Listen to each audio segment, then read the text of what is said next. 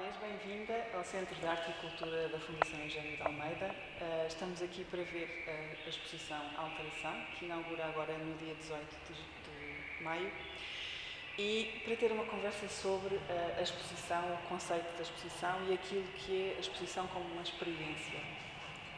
É um prazer estar aqui e começar por perceber como esta exposição é uma grande instalação que estabelece relações entre trabalhos de vários artistas com visões bastante distintas sobre o que está reunido debaixo do tema da exposição. Como relacionar o humano com o planeta, como entender o ecossistema e a sua biodiversidade e, portanto, como encontrar na arte uma prospecção, uma projeção do futuro, mas também os seus mecanismos de entendimento e de compreensão do mundo. Penso que são estas as camadas muito interessantes que encontramos ao longo dos vários trabalhos. Mas eu gostava de começar por ler a primeira pergunta que temos no texto de introdução, que é: quais são as questões para o futuro e o que é aquilo que este nos reserva?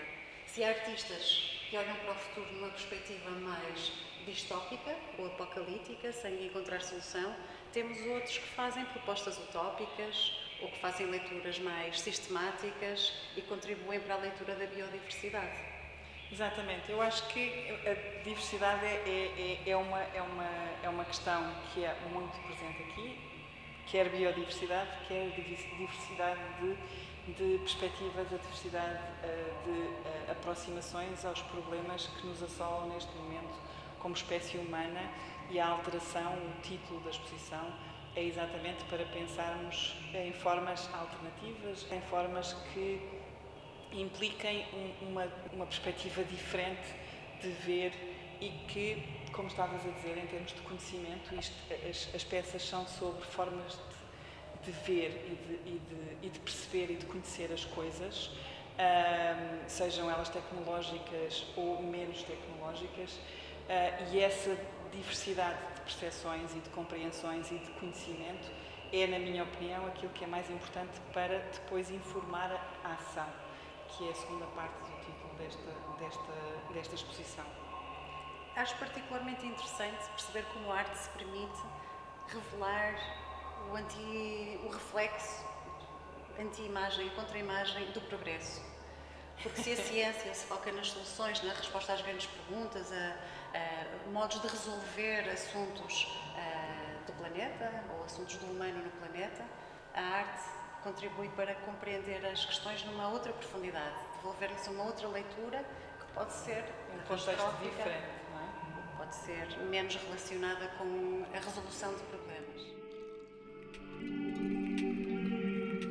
Esta peça é uma utopia irónica, que não deixa de ser irónica, ou seja, que é uma utopia de alguma maneira realista, que é assim um pouco incongruente, de pensarmos a tecnologia que nos põe tanto em situações complicadas de resolver, mas que neste trabalho é apontada como uma potencial, como, em termos extremos, uma potencial resolução daquilo que nos está a criar o problema, digamos assim. Ou seja, a tecnologia de manipulação genética cria-nos problemas ecológicos graves, mas neste caso, como é que seria utilizar essa tecnologia com o objetivo de tentar resolver esses problemas e não só os problemas mais diretamente aplicados ao ser humano?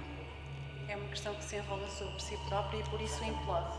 Exatamente. Aliás, os future studies, que ficam implícitos a trabalhos artísticos como estes e à relação entre a arte e uma certa vontade de aproximação do conhecimento científico, em alguns trabalhos de uma forma mais literal e noutros menos, costumam responder a dois cenários distintos. Um é o cenário escapista, de como a tecnologia nos pode salvar, ainda que daqui a 40 mil anos. Outros são os cenários mais catastróficos, levando ao extremo os fatores que levam à evolução do planeta. Esta peça fala-nos dos fantasmas do Golfo, dos fantasmas do Golfo do México, e são bandeiras fúnebres, digamos assim, de espécies que já não há registro desde desse acidente catastrófico em termos ecológicos para o ecossistema do Golfo do México. Todas estas espécies, desde essa altura, que não há registros de existirem mais. São aquelas que foram perdidas dentro do nosso conhecimento e que até agora não se viu mais, não há mais, a não ser a memória delas. E dentro da enorme diversidade estética, plástica, de pesquisa dos artistas que aqui estão reunidos, não é? Nesta curadoria nacional e internacional, é muito interessante vermos, penso que é um dos aspectos que salta, não à vista imediatamente, mas que nos salta à vista, são as várias estratégias de visualização do invisível. Se por um lado o raio-x permite revelar as espécies que desapareceram, temos também a criação de novas imagens, de novos objetos, que nos levam a pensar sobre o futuro de espécies que ainda não existem. Penso que são caminhos. Vamos ver. Nesta peça temos uma série de objetos apresentados juntos, não é? Que alguns, que num gabinete de curiosité era óbvio que havia objetos que eram naturais e objetos que não eram naturais e objetos que eram construídos e objetos que eram apresentados como a criação natural.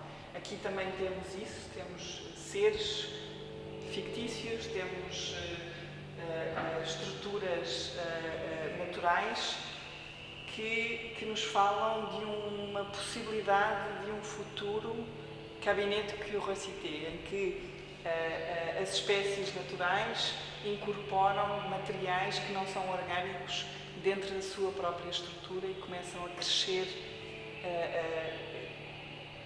partes da sua anatomia que não são orgânicas também. Mas se por um lado a imaginação nos permite ainda imaginar um caminho que seja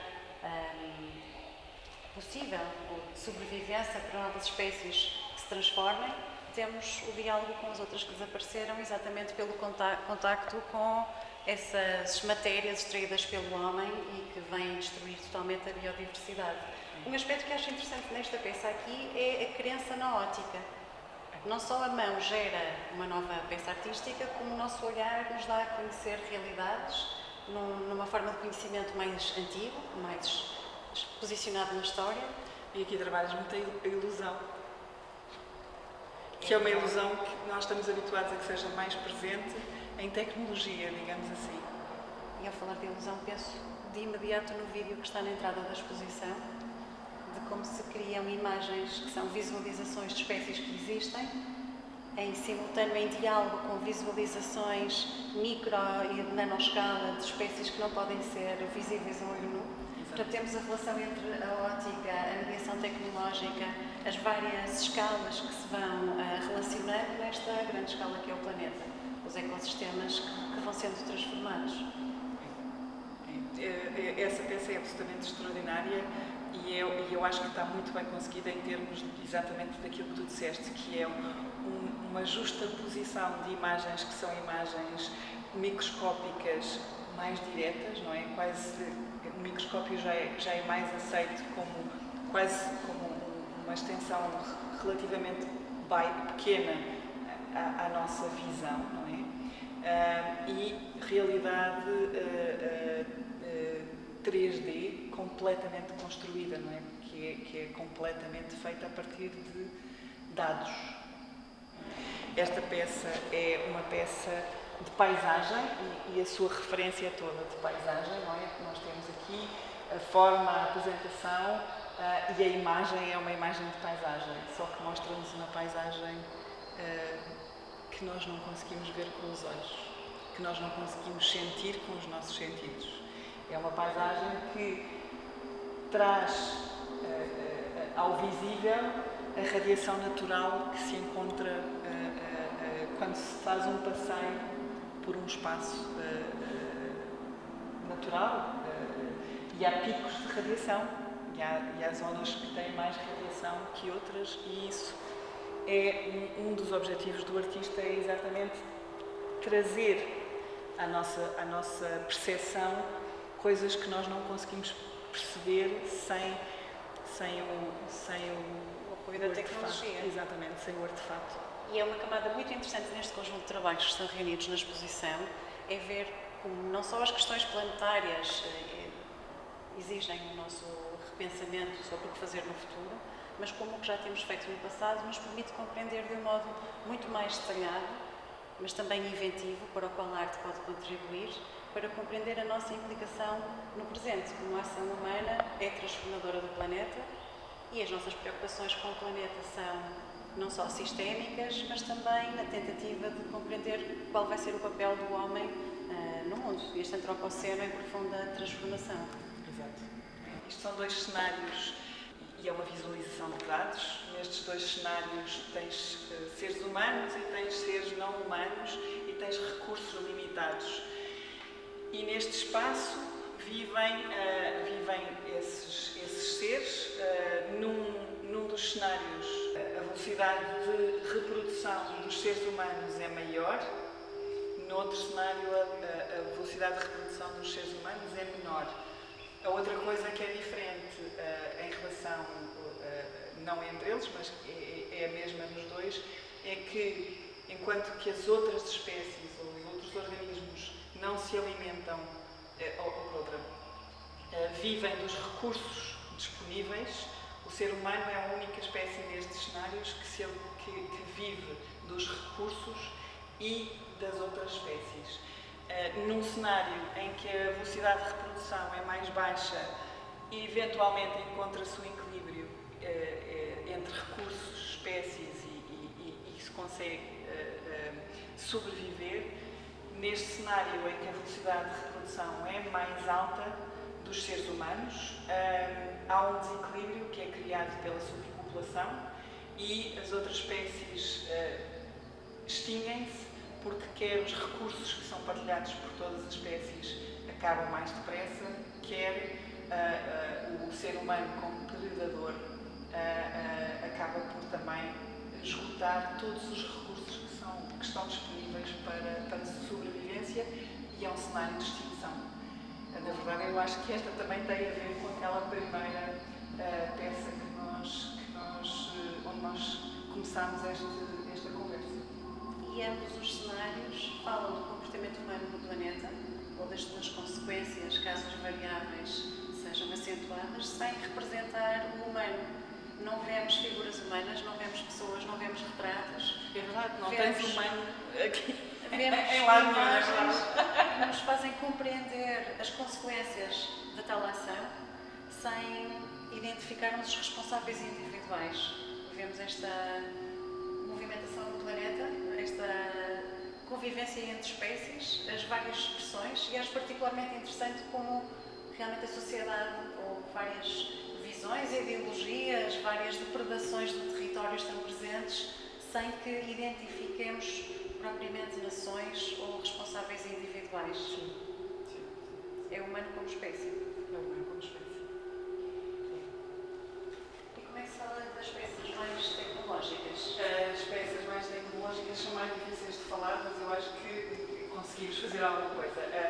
Estávamos a falar que não falávamos aqui que o humano está um bocadinho ausente, digamos assim, da expressão destas peças todas, mas que está inerente a todas, não é?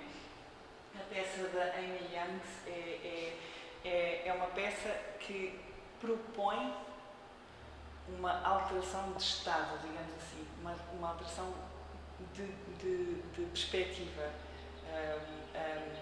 A peça chama-se Becoming Biodiversity e a ideia é que, através de uma aplicação de telefone que nos convida a estarmos lá fora e a usarmos a realidade aumentada para usufruir, é uma peça de exterior,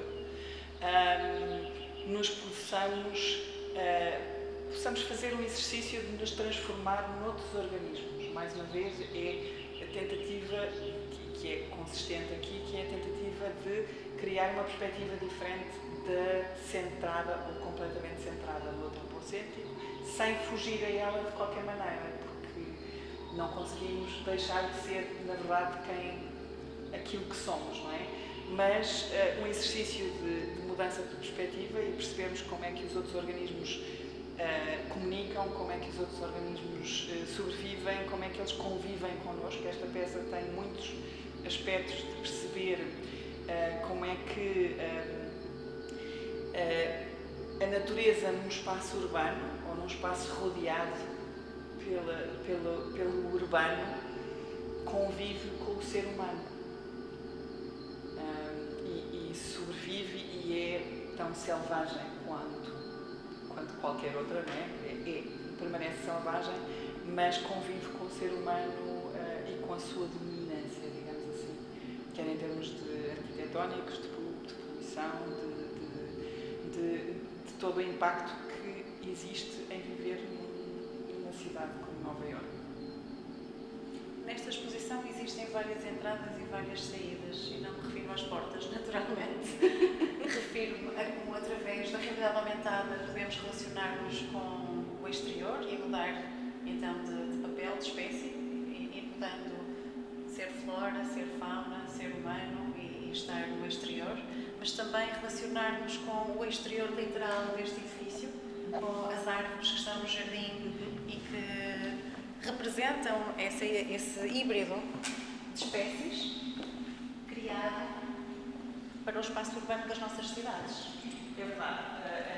A peça que te estás a referir é exatamente isso. É uma união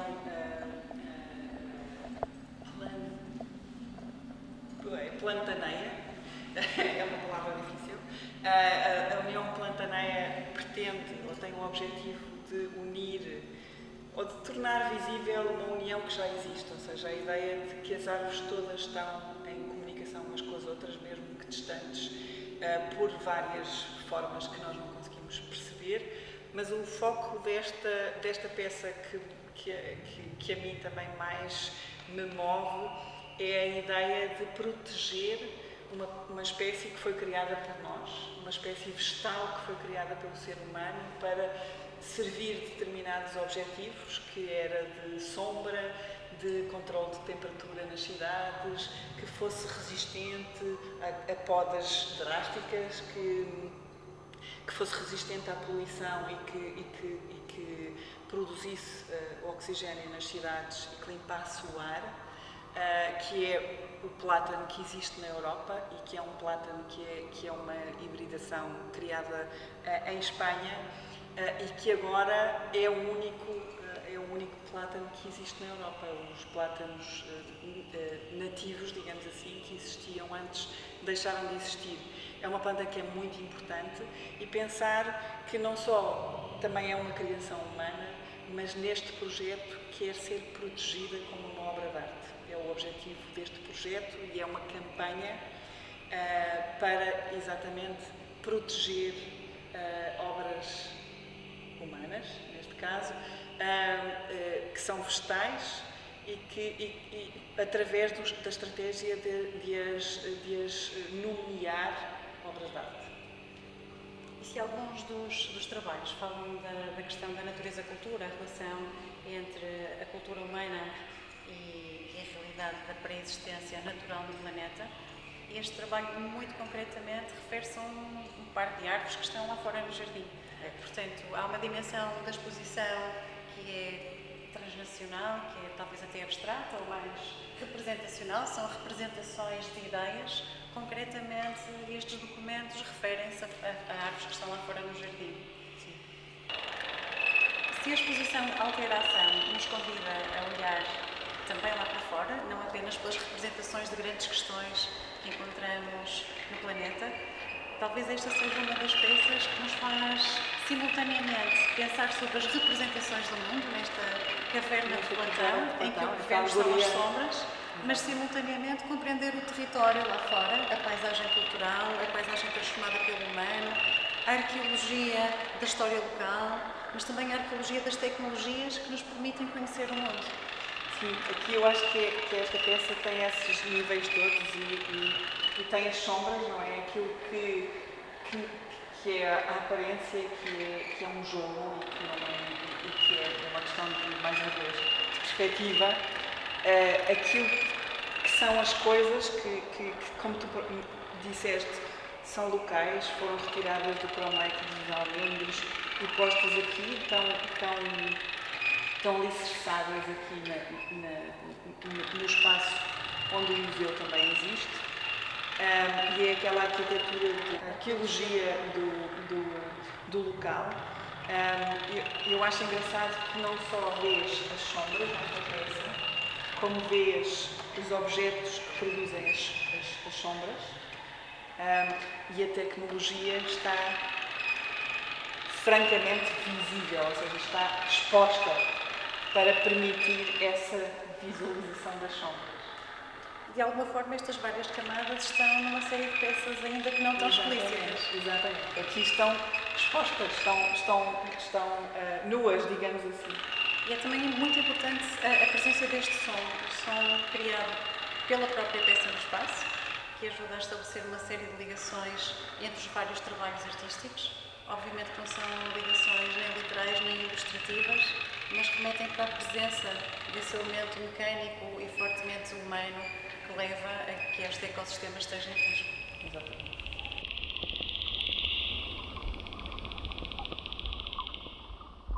A peça de Robertina e da Lena é também um misto entre transposição de um espaço que não é um espaço local e um segundo fecheiro sonoro que nos fala de um espaço que é daqui.